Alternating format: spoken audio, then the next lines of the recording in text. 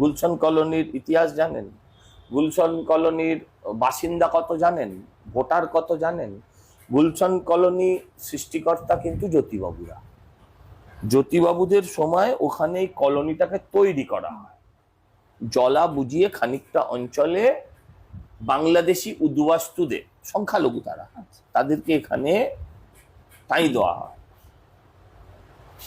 এই সংখ্যালঘু সম্প্রদায়ের উদ্বাস্তু কলোনিটা আজকে বাড়তে বাড়তে বাড়তে গুলশান কলোনিতে পরিণত হয়েছে। এই গুলশান কলোনিতে পপুলেশন হচ্ছে 2 লক্ষ। আমার কথা নয়, সরকারের কথা, আপনারা মিলিয়ে দেখে নেবেন। গুলশান কলোনিতে পপুলেশন 2 লক্ষ। ভোটার কত জানেন? 2 লক্ষ পপুলেশন মানে একটা বিধানসভা হয়। 2 লক্ষ পপুলেশনে একখানা বিধানসভা হয়। সেখানে 3000 লোকের মাত্র আধার কার্ড, ভোটার কার্ড আছে।